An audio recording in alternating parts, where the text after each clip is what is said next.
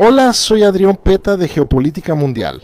Hoy hablaremos de Inglaterra y más específicamente sobre una cuestión muy importante sobre los bastidores de la política inglesa que tiene que ver con la geopolítica de Inglaterra en su conjunto. Más específicamente vamos a hablar sobre la masonería que siempre ha estado en conversaciones relacionadas con teorías de conspiración. Hoy en día es ella la que es blanco de una conspiración que involucra al gobierno inglés. Entonces es como si el ratón estuviera persiguiendo al gato, el gato persiguiendo al perro. Las cosas han cambiado. Esto es muy extraño y quienes siguen lo que ocurre en Inglaterra se sorprenden por el retroceso democrático y la pérdida de libertades individuales en las Islas Británicas. Porque está haciendo algo muy rápido, un tanto aterrador. Es el país que más ha tenido retrocesos en términos civilizatorios en los últimos años. Es algo raro y lo veremos en el video de hoy, porque involucra a la masonería, también hablando de un cambio legítimo de élites dentro de un país. Y como dije, la masonería está en el ojo del huracán de esta sustitución de élites. Vamos en tiempo real, veamos el video de hoy.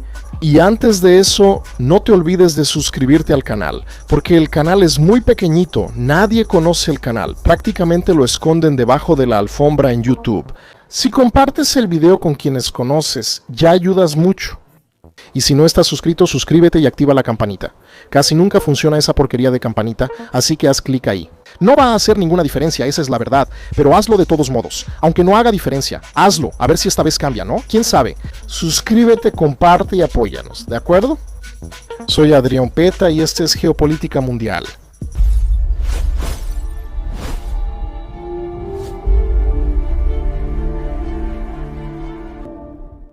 La masonería inglesa creció rápido desde el siglo XVIII, influyendo en altos niveles sociales. Desde los grandes maestros aristocráticos de los años 1720 y su vínculo con el iluminismo científico, la orden se volvió una de las organizaciones sociales británicas más grandes e influyentes. La masonería funcionó como un mecanismo para impulsar los intereses de la dinastía inglesa hanoveriana y conectar a las élites metropolitanas y provinciales. Sus miembros solían ser nobles, parlamentarios, magistrados, militares y figuras empresariales, bancarias y académicas.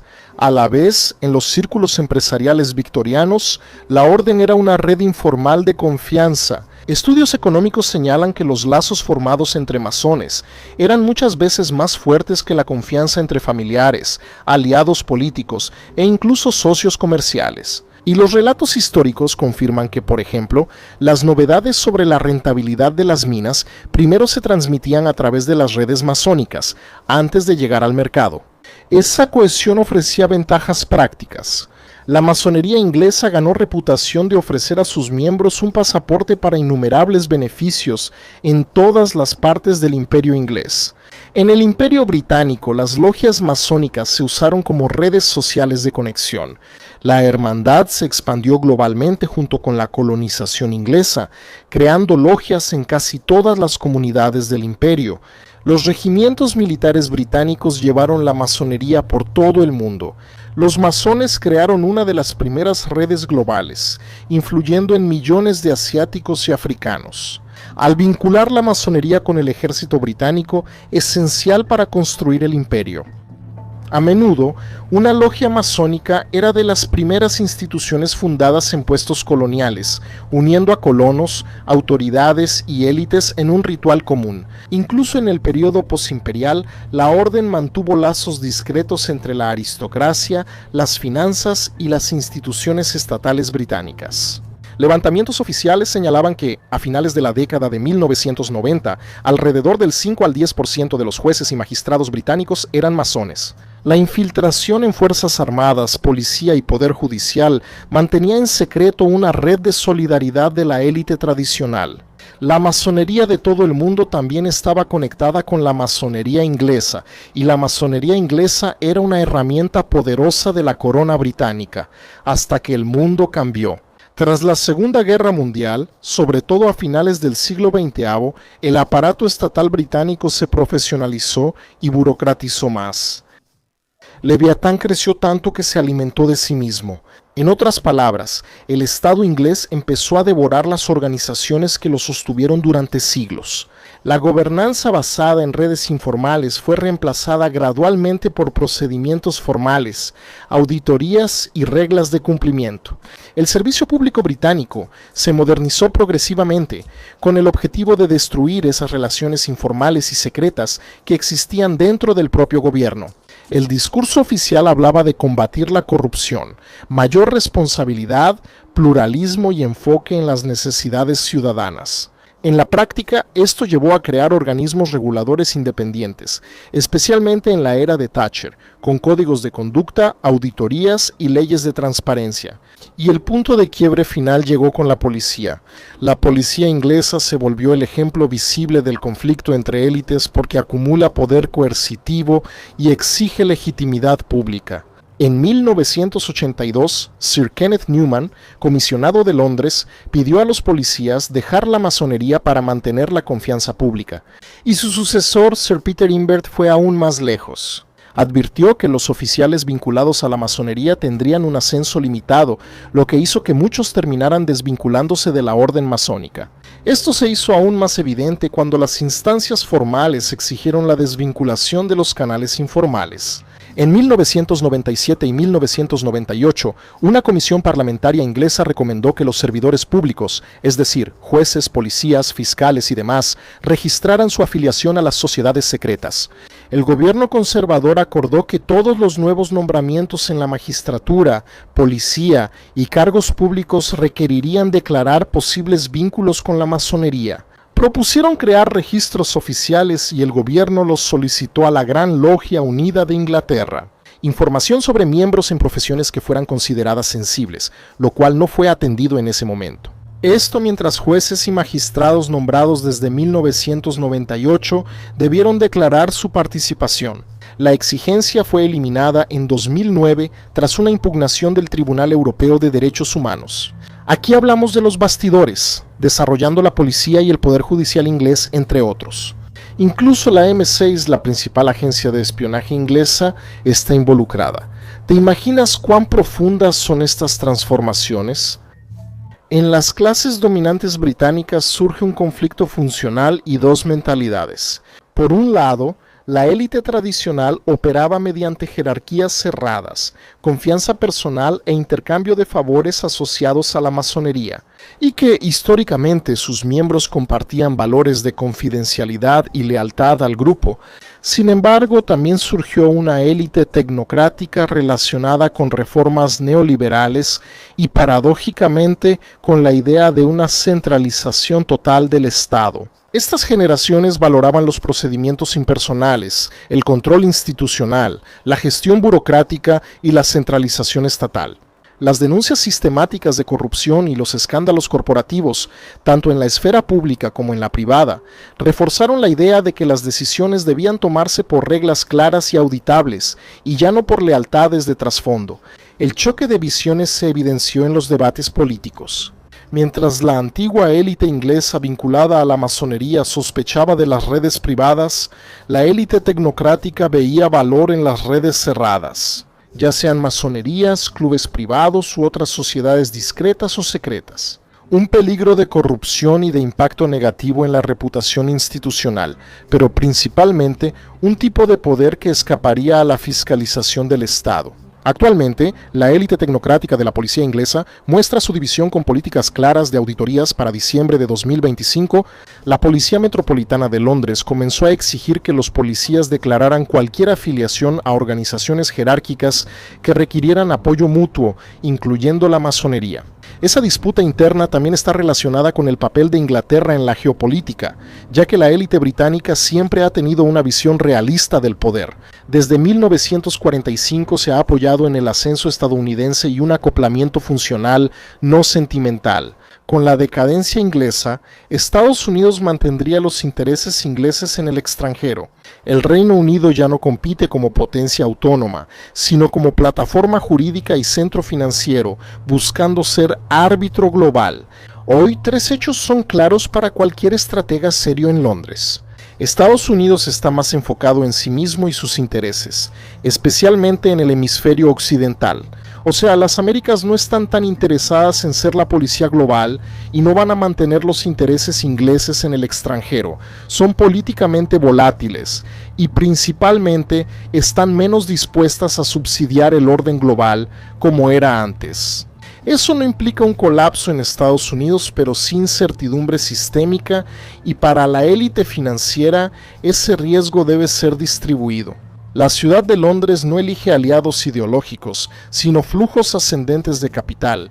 Aquí intervinieron los países árabes sunitas, especialmente los del Golfo. Entonces, para Londres, actores como Arabia Saudita, Emiratos, Qatar y otros no son socios religiosos, son poseedores de excedente energético financiero, estados con baja aversión a estructuras jerárquicas, con élites que aceptan gobernanza informal, contratos personalizados y redes discretas.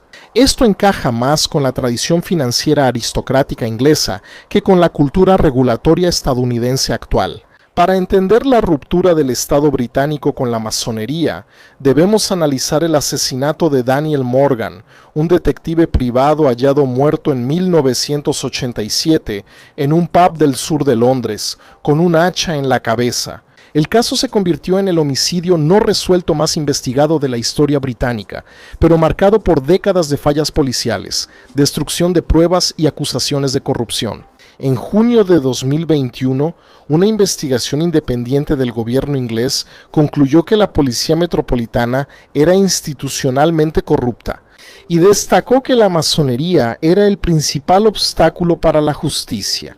El informe señaló que las investigaciones del asesinato de Daniel Morgan estaban marcadas por las sospechas sobre supuestas afiliaciones de oficiales de la policía inglesa. El panel descubrió que el detective principal y otros oficiales clave eran masones y usaron esas conexiones para proteger a los sospechosos y obstaculizar la investigación. Como recomendación directa, el panel sugirió que todos los oficiales de policía y empleados públicos fueran obligados a registrar su afiliación a organizaciones como la masonería, que podrían poner en duda su imparcialidad. Mientras las redes tradicionales como la masonería eran desmanteladas, en Inglaterra surgía una nueva y poderosa fuerza en el gobierno. Esa nueva élite de la que hablé, la tecnócrata, y que no operaba a través de logias discretas y rituales masónicos, sino a través de consultorías globales, fondos soberanos multimillonarios y una diplomacia personal con las monarquías del Golfo Pérsico.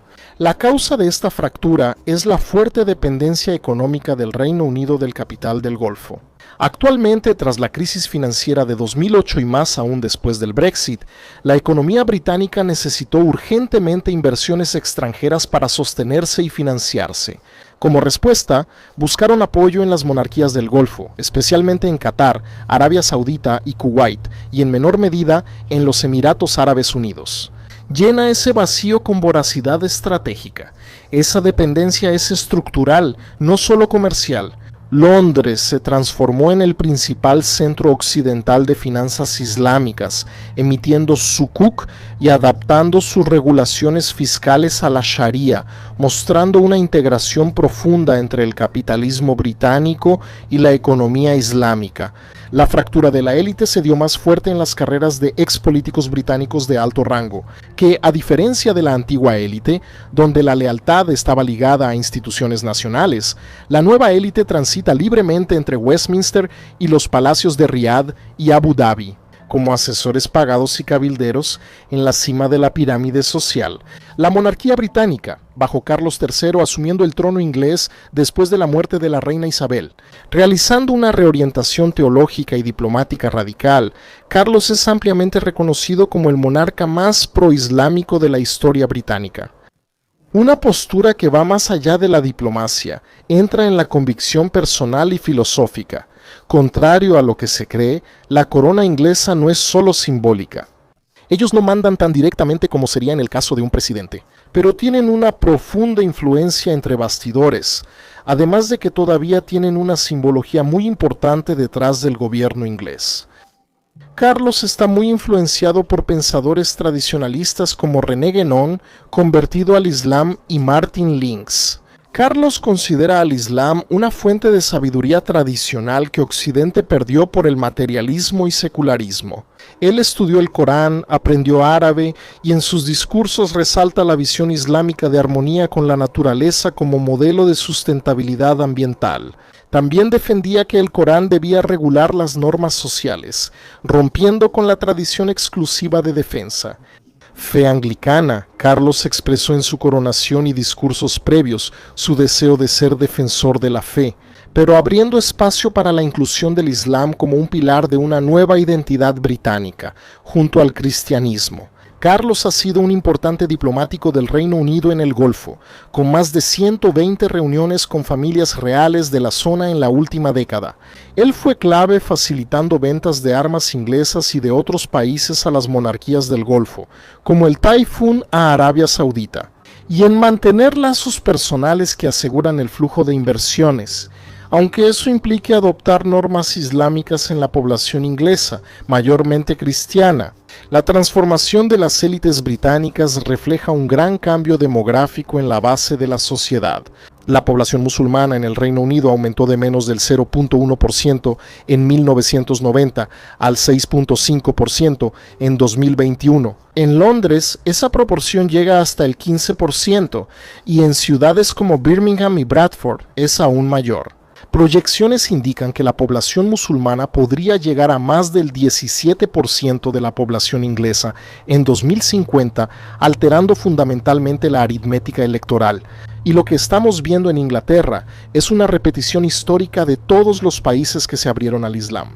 El rechazo, la adaptación a la cultura local, seguida de la radicalización para la implosión del país receptor, forzando a la población nativa a convertirse al Islam, a través de amenazas o violencia, ya sea física o psicológica.